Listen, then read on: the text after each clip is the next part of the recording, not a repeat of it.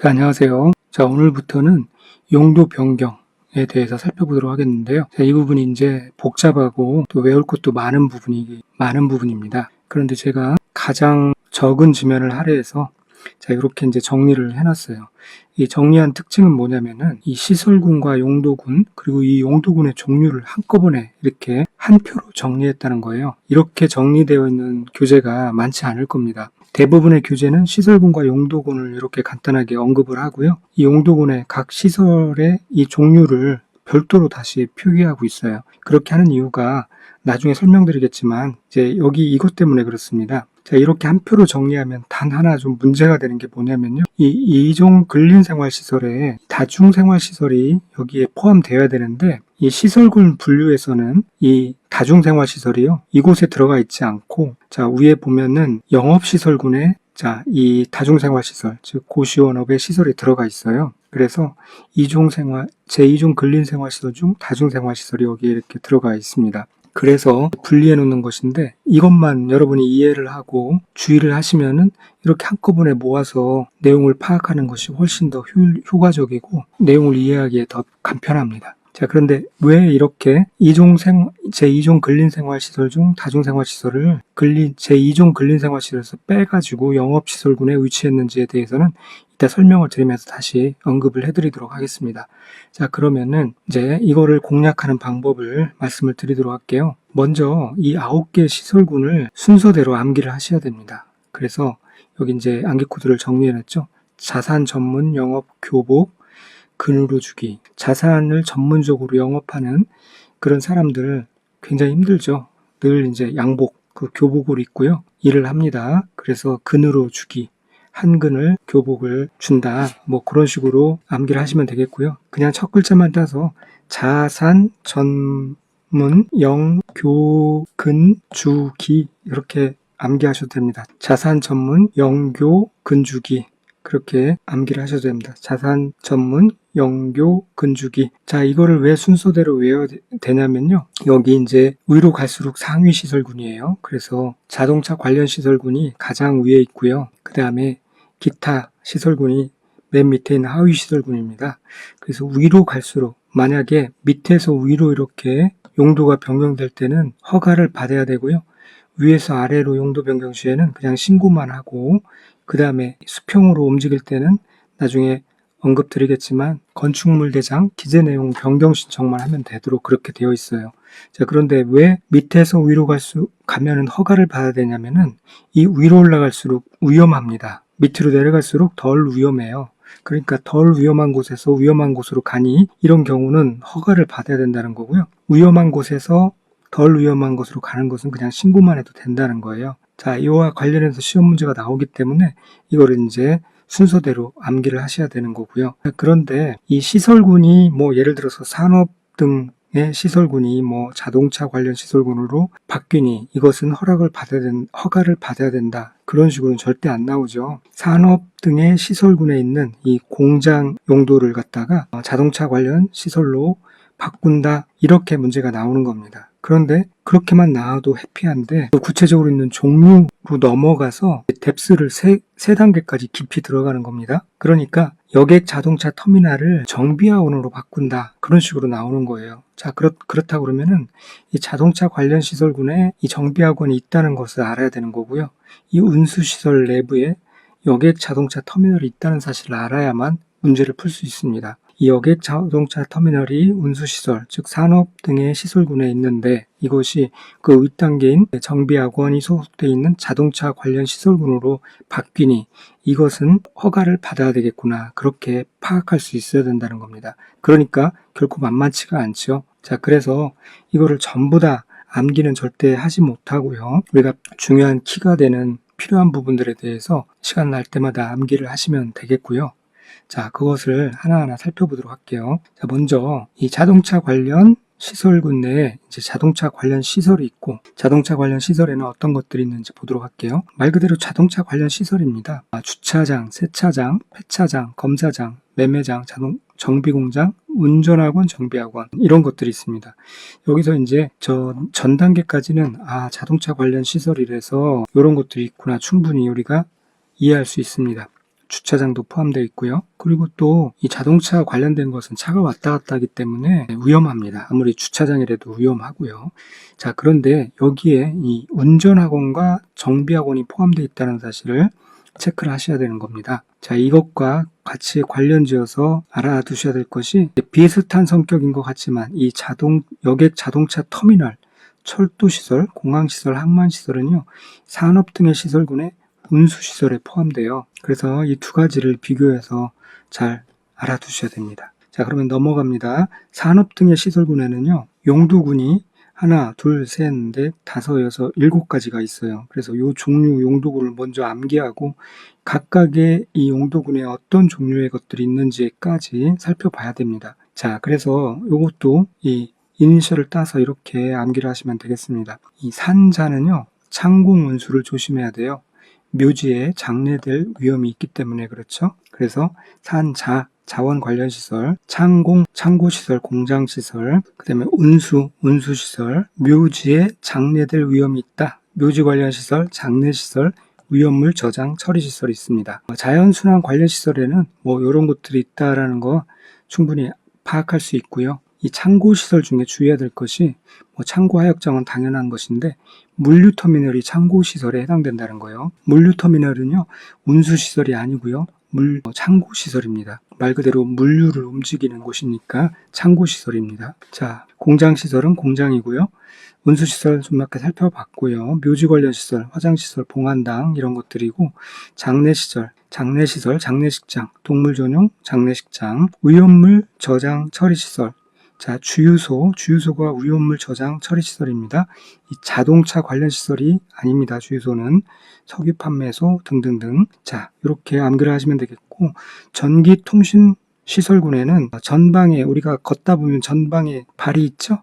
발이 보입니다. 네, 발이 보입니다. 전방 발, 방송통신시설, 방송국, 전신전화국, 차량소 있고요. 발전시설, 발전소가 있습니다. 그 다음에 문화 및 집회시설군에는 자, 이런 것들이 있는데 이 부분을요, 이 문화 및 집회시설과 영업시설군과 밑에 있는 교육 및 복지시설군을 이렇게 하나로 묶어가지고 자, 제가 지금 설명드리는 순서대로 암기를 하시면 됩니다. 먼저 이 영업시설군을 암기를 하시고요. 그 다음에 2번 문화 및 집회시설군을 암기를 하시고 세 번째로 교육 및 복지시설군을 암기를 하시면 됩니다. 그렇게 해야 편리하고요.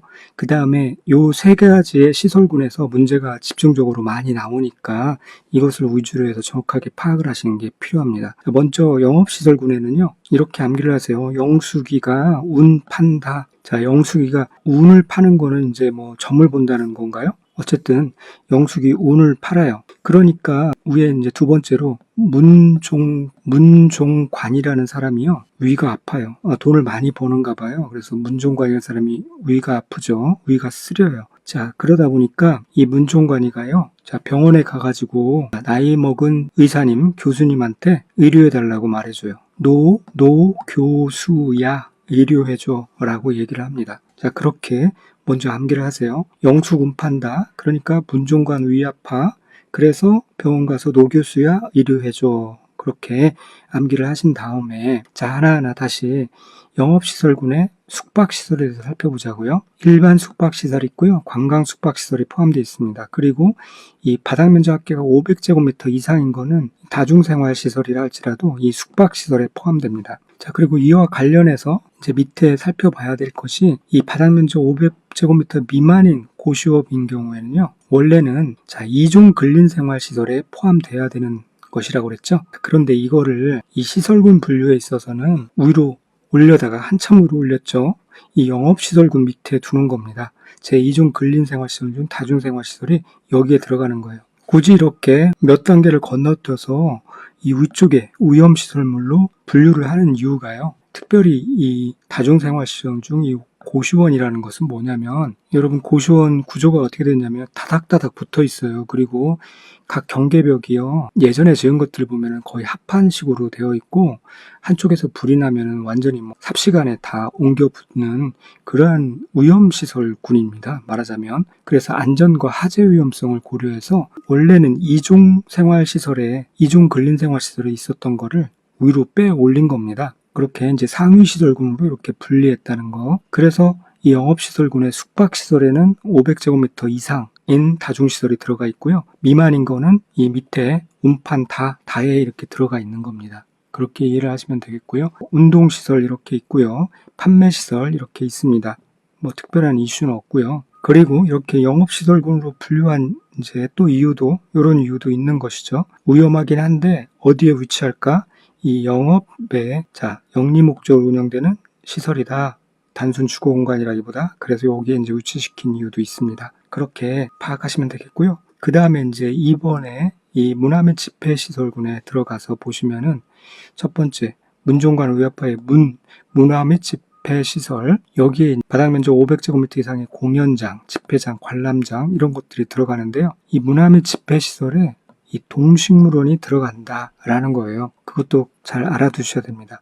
왜 그러냐면은 맨 밑에 보면 교근 주 기 할 때 요거죠. 그 밖의 시설, 기타 시설에 이 동물 및 식물 관련 시설이 들어가 있어요. 그런데 여기 이제 괄호 안에 나와 있지만은 동물 식물원은 여기서 제외되는 겁니다. 이 제외되는 게 위로 올라가서 이 문화 및 집회 시설에 들어가기 때문에 그렇습니다. 그래서 이 동식물은 동물 및 관련 시설이 아니라 문화 및 집회 시설이 포함된다는 거 알아두시고, 종교시설 내에 종교 집회장 등이 있고요.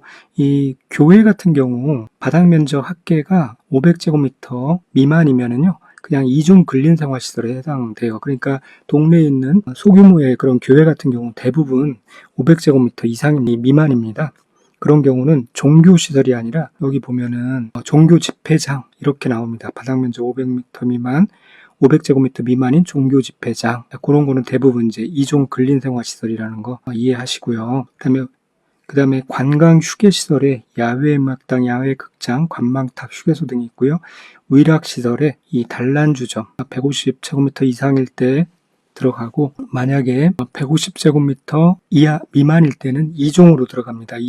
2종 근린생활시설에 바닥면적 150제곱미터 미만인 단란주점이 들어가죠. 이 단란주점에 대해서는 면적 규모를 봐서도 알겠지만 좀 엄격합니다. 유흥주점, 카지노, 그 다음에 이 무도장과 무도학원도요 위락시설의 범주에 들어간다라는 거죠. 학원이라는 그러한 카테고리 내에 들어갈 것 같지만 이 스텝 밟는 거 요거 위락시설로 분류한다는 거 알아두시고요. 그 다음에 이제 넘어가서 교육 및 복지시설군의 노교수야 의료회조 보시면은 노유자시설에 아동 관련 시설, 어린이집, 아동복지시설, 노인복지시설 등이 있고요. 교육연구시설에 학교, 유치원, 초중고, 대학이 있고 학원, 연구소, 도서관이 있다는 거 알아두셔야 되는데, 여기서 이제 살펴보면 도서관은 교육연구시설에 해당되는데요. 밑에 보면은 제1종 근린생활시설에 공공도서관이 들어가 있죠. 그리고 2종 근린생활시설에 독서실이 들어가 있는 걸 볼 수 있어요. 이걸 구분해서 알아두셔야 되는데, 자, 여러분 도서관은요 규모가 큰 도서관이에요. 무슨 구립도서관, 시립도서관 그런 걸 말하는 거죠. 이거 교육연구시설이고요. 밑에 있는 이 공공도서관은요, 이 동네에 보면 아파트 단지에도 있어요. 그 아주 작은 규모로 공공도서관이 있는 것을 볼 수 있어요. 주로 이제 열람 목적으로 많이 운영되고, 간단한 저희 문화 행사 같은 것도 하고 정보 서비스 제공 목적으로도 운영되는 그런 공공도서관은요 1종 근린생활시설에 속하고요. 이 독서실은 민간이 운영하는 거잖아요. 가서 뭐 책을 대여하고 그런 곳이 아니고요. 이 공공적 성격입니다. 그래서 2종 근린생활시설에 들어가 있다는 거 알아두시면 되겠습니다. 그 정리한 거는 여기 옆에 있습니다. 그 다음에 수련시설에는요, 말 그대로 수련시설, 이 유스호스텔이 이 수련시설에 들어가 있고요.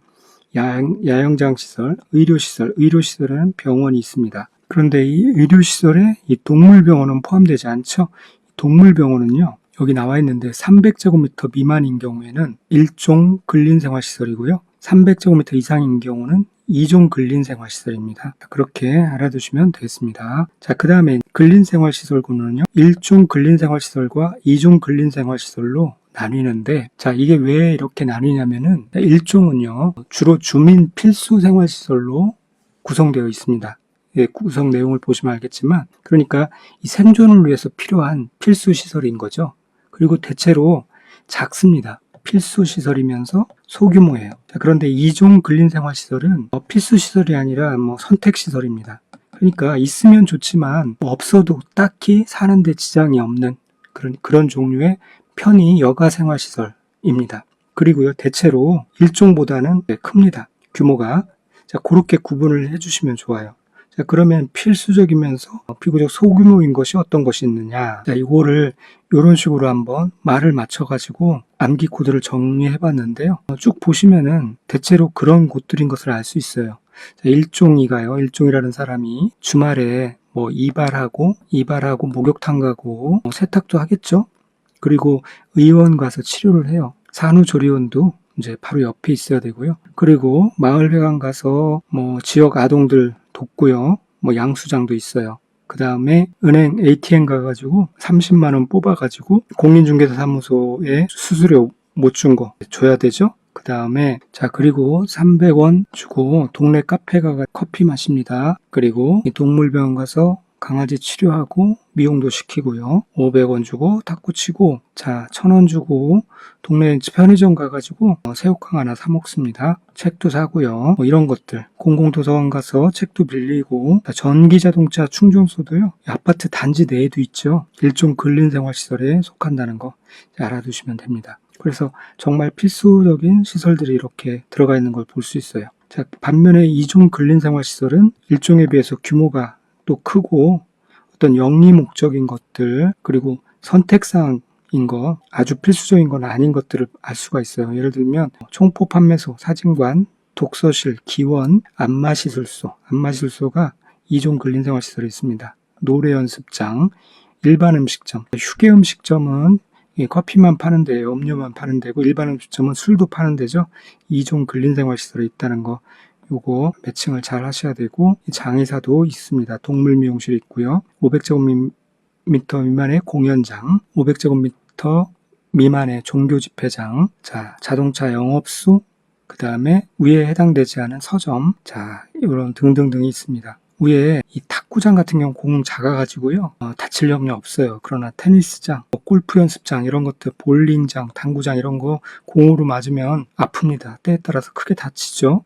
그래서 이종 근린생활시설로 분류된다는 거 알아두시고, 아까 이 부동산 중개사무소는요, 옆에 정리되어 있지만 30제곱미터 미만의 작은 거는 1종 근린생활시설인데요. 500제곱미터인 경우에는 2종 근린생활시설로 분류됩니다. 그런데 500이 넘어버리면은요, 업무시설로 분류돼요. 자, 그리고 150제곱미터 미만인 단란주점 이렇게 들어갑니다. 그리고 옆에 정리되어 있는 부분, 여러분 이제 순환 반복할 때 이 부분도 같이 보시면서 정리를 잘 해두시면 되겠습니다. 그 다음에 이제 넘어가서 주거 업무시설군에 보면, 자, 이 주단을 실크라고 하죠. 주단 공업을 국교로 삼는 나라가 있죠. 그래서 단독주택에는 단독중가관이 있고요. 공동주택은 동아, 연세대 기숙사가 있고요. 업무시설에 이 공공업무시설과 일반 업무시설, 즉 오피스텔이 여기에 들어가고, 국방, 군사시설, 교정시설 들어가 있는 거. 그 다음에 그 밖에 시설에 동물 및 식물 관련 시설인데 다름 아닌 축사, 가축시설, 도축장, 도계장이다라는 거. 동식물원은 여기서 제외된다는 거 알아두시고요. 자, 여기서 이제 다시 한번 주택의 분류에 대해서 이렇게 정리를 해놓았습니다. 우리가 주택법에서도 이런 부분 나오는데요. 이 건축법에서 한꺼번에 다 정리를 좀 해놓고 가도록 하겠습니다. 이 독중가관이다. 그렇게 암기를 하시면 됩니다. 단독으로 이 중이 있을 때 가관이죠. 누구라도 이제 단독으로 있을 때는 가관입니다. 자, 그래서 그렇게 암기를 하시면 되겠고, 여기서 이제 다중주택과 다가구주택을 구분하는 것들이 중요하죠. 그리고 공동주택에는 동아, 연세대 기숙사다. 그렇게 해서 여기서도 요 아파트와 연립주택과 다세주택을 구분하는 게 중요하고요. 이 건축법에서는 이 공관이든 기숙사든 다 하나의 건축물로 보기 때문에 다 포함됩니다. 그러나 주택법으로 건너가서는 이 공간이나 기숙사는 연속성 있는 장기간 거주하는 목적이 아니다라고 봐서 이것은 이제 빠지는 거 나중에 다시 한번 말씀드릴 거고요. 자, 요 표를 통해서 이것들을 암기를 하시면 좋겠습니다. 자, 여기서 다중주택과 다가구주택의 공통점은요, 둘 다 3계층 이하고 660제곱미터 이하예요. 그런데 분류되는 부분이 이 다중주택은 취사가 안 되고요. 단독 취사 시설이 없습니다. 물론 다중주택인 이제 원룸들 보면은 그 안에 간이로 취사시설을 만들어 놓는 경우도 있지만 엄밀히 말하면 불법입니다. 취사가 안 된다는 것이 중요 포인트고요. 다가구 주택은요, 독립 취사시설이 있죠. 그런데 여기서 이제 키워드는 19세대 이하, 19세대 이하로 지어야 된다는 것이 이제 키포인트가 되겠습니다. 그래서 이 다가구 369 이런 식으로 키워드를 잡아서 암기를 하시기 바랍니다. 다가구 369, 다가구 369. 그래서 다중주택은요, 학생 또는 직장인들이 여러 사람이 장기간 거주할 수 있는 구조로 되어 있어요. 그래서 여기서 중학생 요것도 같이 키워드를 암기해 두시기 바랍니다. 그리고 다가구 369도 같이 암기하시고요. 그 다음에 이 공동주택에서는요, 아파트는 5계층 이상이 아파트의 특징입니다. 특징 키워드입니다. 그 다음에 연립주택과 다세주택은 위에 이제 다중주택과 다가구주택은 3계층 이하였지만 이 연립주택과 다세주택은 4계층 이하예요. 그런데 두 개를 구분짓는 게 뭐냐면은 연립주택은 초과합니다. 660제곱미터를 초과하고요. 다세대 주택은 그 이하를 말합니다. 660제곱미터. 그리고 여기서 숫자 나오는 게요. 면적 나오는 게 공통적으로 660제곱미터입니다. 여기서 330제곱미터 이런 거 안 나옵니다. 이게 예전에 나왔던 숫자예요. 그래서 가끔 그것을 헷갈리게 하기 위해서 이런 숫자가 나오기도 하는데 660으로 통일됐다는 거 알아두시고 여기서 키워드를 여기서도 연립주택은 초과한다. 연초, 담배.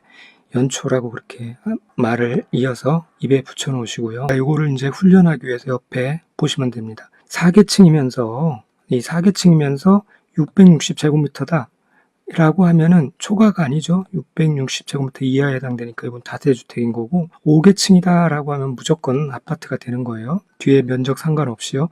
그 다음에 이 4계층이면서 670제곱미터다.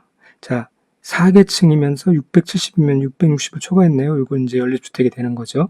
그런 식으로 보시면 되고 여기서 한 가지 더 추가해서 알아두셔야 될 것이 이 계층이라는 것과 층은 어떻게 다른가? 자, 여기서 이제 계층 나왔죠? 이거 층이라고 하면 틀린 겁니다. 자, 그러면 구분이 어떻게 되느냐면 여기 정리를 해놓고 있는데요. 층과 계층의 의미. 이 층이라는 것은요, 지하층을 제외하고 지상층만을 셀 때 또는 건축물의 높이를 층수로 환산할 때 이 몇 층이다 라고 하는 거예요. 눈에 보이는 게 10층이면은 이제 우리가 10층이라고 얘기하듯이 그때 쓰는 게 이제 10층, 층이라는 개념이고요. 계층은 뭐냐면은 눈에 보이는 건 10층이지만 그 중에서 주택으로 사용되는 층이 5개 층이다 라고 할 때 그때 계층을 씁니다. 그럴 때 이제 지하층도 포함돼요. 지하층에 혹시 주택으로 사용되는 층이 있다면 그걸 이제 포함해서 몇 개 층이 주택으로 사용된다 그렇게 하는 거죠. 밑에 얘 한번 읽어보시면 확 알게 되실 겁니다.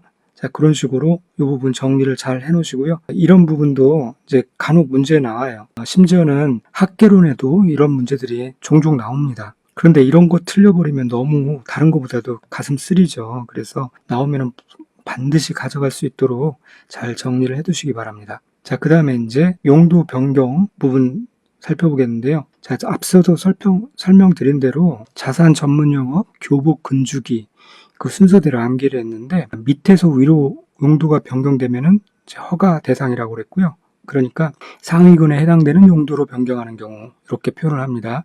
신고 대상은 아래로 변경되는 경우, 그래서 하위군에 해당되는 용도로 변경하는 경우 그때는 신고한다 라는 거죠. 그리고 신고권자는요, 신고를 받는 사람은 시장군수구청장입니다. 특시, 특도, 시장군수구청장의 허가를 받거나 신고를 하여야 하는 거죠. 여기서 우리가 건축물 허가권자에는 허가를 받으려면은 경우에 따라서 특별시장, 광역시장도 허가권자에 속했잖아요. 21층 이상, 10만 제곱미터 이상. 우리가 아직 안 배웠죠? 135페이지에 보면은 이제 좀 이따 나오는데요. 이 건축 허가권자 내용에 여기도 이제 시장군수구청장 포함해서 시장군수구청장이 허가권자인데요. 예외적으로 특별시장, 광역시장도 허가권자가 됩니다. 이런 경우 배울 겁니다. 그런데 이 용도 변경의 허가나 신고권자는 이 특별시장이나 광역시장이 없습니다. 그 부분도 같이 알아두셔야 되고요. 자, 그래서 이게 이제 뭐 허가 대상이냐 신고 대상이냐 그것을 묻는 문제에 아까 말씀드린 대로 용도군의 각 종류를 알아야만 풀 수 있도록 그렇게 문제를 내는 겁니다. 자, 그 중에서 하나, 만약에 시험에 이렇게 나온다면 굉장히 어려운 문제일 수도 있는데요. 예를 들면은 이렇게 한번 여쭤볼게요. 일반 음식점을 갖다가 폐업을 하고요. 고시원을 만들려고 해요. 2층에 있는 일반 음식점을 폐업하고 고시원을 만든다라고 할 때는 어떻게 해야 될까요? 자, 이중 근린생활시설의 원래 다중생활시설, 즉 고시원이 있어서 이런 경우는 이제 이중 근린생활시설 내에 이제 변경하는 거라서요. 이어서 살펴보겠지만 이런 경우는 무슨 건축물 대장, 기재 내용 변경 신청하거나 아니면 그조차도 필요하지 않을 수 있는데, 자, 앞서 살펴본 이 경우는 고시원이 위에 있는 이 영업시설군이었죠. 그렇기 때문에 이런 경우는 위로 올라가야 되는 문제라서 허가를 받아야 되는 겁니다. 예, 그렇게 정리까지 해두시면 완벽하고요. 자, 이렇게 이제 허가 대상과 신고 대상이 있는 반면에 또 이제 여기서부터 이제 좀 어려워지는 거죠. 건축물 대장 기재 내용 변경 신청이라는 게 있어요. 이거는 같은 시설군 내에서 용도를 변경하려는 경우에는 굳이 같은 시설군은 위험도가 같은 정도이기 때문에 허가나 신고를 할 필요 없이 그냥 건축물 대장 기재 내용 변경을 신청만 해라. 허가나 신고가 아닌 거죠. 건축물 대장 기재 내용 뭘로 바뀌었는지에 대해서 그 변경은 그냥 신청하기만 하면 되는 겁니다. 그렇게 하고 있어요. 같은 시설군 안에서 용도 변경하는 경우. 자, 그런데 예외 1입니다. 자, 여기서부터 여러분 잘 파악하셔야 돼요. 이게 이제 시험에 자주 나오거나 중요한 부분은 아닌데 요 기재 내용 변경을 신청해야 하는데 부분까지는 자주 언급됐습니다. 그런데 이 예외 1이 있고요. 예외 2가 있어요. 자, 이 부분은 워낙 복잡하기 때문에 교재에서도 잘 다루지도 않고 시험에도 아주 본격적으로 나온 적은 없지만 문제가 어렵게 나오면 충분히 이제 앞으로 다룰 수 있는 부분이기 때문에 제가 정리를 해드리는 겁니다. 자, 원칙은 같은 시설군에서 용도를 변경하는 경우 건축물 대장 기재 내용 변경 신청을 하면 됩니다. 그런데 예외적으로 이런 경우에는요, 그러하지 아니하다. 자, 그러니까 건축물 대장 기재 내용 변경 신청을 할 필요가 없다라는 거예요. 어떤 경우냐? 같은 용도, 같은 호라고도 표현합니다. 같은 용도에 속하는 건축물 상호 간의 용도 변경인 경우 기재 내용 변경 신청조차 할 필요가 없다는 거예요. 이게 무슨 말이냐면 예를 들어서 같은 호, 같은 용도라는 것은 이런 겁니다. 예를 들면 이 단독주택이라는 요 범위 내에서, 그러니까 다중주택을 다가구주택으로 바꾼다거나 공동주택이라는 범위 내에서 이 다세대 주택을 연립주택으로 변경하거나 이런 경우를 말합니다. 이런 경우는요, 그조차도 필요 없다는 거예요. 기재 내용 변경 신청도 할 필요가 없다는 거예요. 다시 말하면 단독주택 내 다중주택을 다가구주택으로 변경한다거나 일종 근린시설 생활시설 내 슈퍼마켓을 미용실로 변경한다거나 이런 경우입니다. 두 번째는 일종 근린생활시설과 이종 근린생활시설 상호 간의 용도 변경일 때는 건축물 대장 기재 내용 변경 신청조차 할 필요가 없다는 거예요. 이건 왜 그러냐면은 실제적으로 1, 2종 간에 호환되는 경우는 서로 바꾸는 경우는 비일비재하게 발생해요. 그때마다 건축물 대장 기재 내용 변경 신청을 한다는 것도 그것도 번거로운 일이라서 그런 경우 기재 내용 변경 신청조차 할 필요 없다는 거예요. 예를 들면 자, 바닥 면적 합계 300제곱미터 미만의 휴게 음식점을요, 일반의 음식점으로 바꾼다라고 했을 때 원래대로 하면은 자, 2종 근린생활시설이 더 크고요. 더 위험시설입니다. 1종에 비해서. 그래서 원래대로 하면은 이제 허가를 받아야 되는 거죠. 그런데 이런 경우 건축물 기재 내용 변경 신청도 필요 없고요. 허가도 필요 없고 신고도 필요 없고요. 건축물 기재 내용 변경 신청도 필요 없다라는 얘기입니다. 그러니까 이 내용은 참 특이하죠. 자, 그래서 잘 파악해 두시게 되는데 여기서 끝나는 게 아니라 예외 2가 있습니다. 예외 2는 요것에 대한 예외인데요. 원래 근린생활시설 상호 간의 용도 변경은 원칙적으로 이 대장 내용 변경 신청이 필요 없어요. 그래서 위에 살펴본 바대로. 그런데 근린생활시설군 중에 위락시설, 안마시술소, 노래연습장, 단란주점, 고시원, 학원, 의원, 목장 등 위험하거나 규제가 필요한 특정 시설로 바꿀 때는 이 변경 신청을 해야 한다라는 게 이제 제2예외에 해당됩니다. 그래서 이제 순환을 반복하실 때 그때 이제 한번 다시 추가로 보시면 되겠고요. 지금은 좀 어렵다 생각하시면 건너가시길 바랍니다. 이 부분에 대해서 원래 이제 법률 규정을 보면은 너무 까다롭게 돼 있어요. 너무 어렵게 돼 있어서 그거를 가장 스마트하게 정리한 것이 자, 이렇게 된다라고 생각하시면 되겠습니다. 자, 위에서 이 고시원이 혹시 있으면 이건 빼주기 바랍니다. 고시원은 아까 말씀드린 대로 바닥 면적합계 500제곱미터 이상이든 그 이하이든 미만이든 영업시설군에 속한다고 그랬죠? 그래서 만약에 근린생활시설, 1종이든 2종이든 어떤 근린생활시설에서 고시원으로 용도 변경을 하게 되면요. 이거는 건축물 대장 기재 내용 변경 신청 해야 되는 사항이 아니고 이거는 이제 허가를 받아야 되는 사항이 됩니다. 혹시 이 고시원이 있다 그러면 이건 빼주시고요. 나머지 이런 것들은 변경 신청을 해야 되는데, 자, 이런 것들의 특징이 그겁니다. 이게 사람이 많이 모이거나 위험하거나 그런 데죠. 그런 데는 좀 같은 근린생활시설 중에서도 좀 위험하고 좀 주의가 필요하니 이런 때는 기재 내용 변경 신청을 해야 한다. 그렇게 생각하시면 됩니다. 자, 그리고요. 또 이제 까다로운 부분이 건축법의 준용 문제인데요. 이 건축물의 사용 승인 규정을 준용하는 경우와 건축물의 설계 규정을 준용하는 경우가 있습니다. 자, 사용 승인 규정은 허가나 신고 대상인 경우일 때이고요. 설계 규정은 허가 대상일 때예요. 자, 허가나 신고 대상인 경우로서 용도 변경하는 부분에 바닥 면적 합계가 100제곱미터 이상인 경우에는 사용 승인에 관하여 제22조 건축물의 사용 승인 규정을 준용한다라고 되어 있는데요. 이 법률 문장이 이렇게 되어 있고 말인즉 사용 승인을 받아야 된다는 거예요. 그런데 다만 용도 변경하는 부분의 바닥 면적 합계가 500제곱미터 미만으로서 대수선에 해당되는 공사를 수반하지 아니하는 경우는 그러하지 아니하다. 자, 그러하지 아니하다는 건 사용 승인을 받을 필요가 없다라는 겁니다. 자, 이 부분이 헷갈릴 겁니다. 그래서 제가 밑에 표로 한번 정리를 해봤는데요.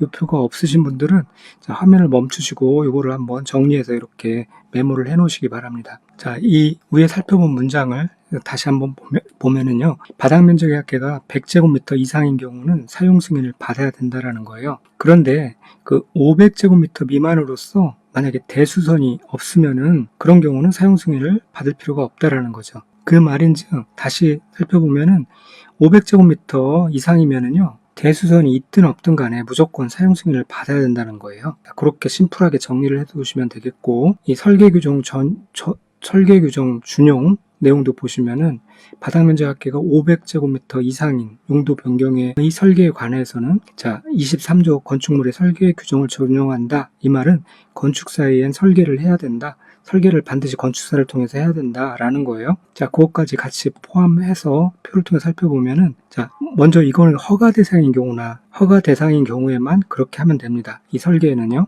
그래서 허가 대상인 경우 이 건축사에 의한 설계를 해야 되는 거는 500제곱미터 이상일 때예요. 그렇게 이 표를 통해서 한 번에 정리를 해두시면 되겠습니다. 이 부분 처음 보실 때 헷갈릴 수 있는데 몇 번 반복하시면은 눈에 들어올 겁니다. 자, 그리고 복수용도라고 있어요. 이거 다 읽어볼 필요 없이요. 복수용도로 뭐뭐 나오면은 다 있다라고 그냥 체크를 하시면은 답이 됩니다. 자, 복수용도 건축주는 건축물의 용도를 복수로 해서 각종 건축허가 건축신고, 자, 건축물 기재 내용 변경 신청할 수 있습니다. 그리고 허가권자는요, 등등등 교통 복수 용도로 허용할 수 있습니다. 그리고 복수 용도는요, 같은 호의 시설군 내에서 허용할 수 있습니다. 그리고 허가권자는 지방건축원의 심의를 거쳐서요, 다른 시설관의 복수관 용도를 허용할 수 있습니다. 자, 그래서 다른 용도관이라는 것은, 다른 시설군의 용도관이라는 것은 이 교육연구시설과 판매시설을 같이 포함해서 심의를 거쳐가지고 허용할 수 있다라는 얘기예요. 자, 그래서 복수 용도는 무조건 할 수 있다라고 이렇게 정리를 해두시면 되겠습니다. 자, 그러면요. 오늘은 시간이 많이 흘렀으므로 여기까지 하고 기출 지문은 다음 시간에 살펴보도록 하겠습니다. 네, 오늘 수고 많으셨고요. 내일 또 뵙겠습니다. 감사합니다.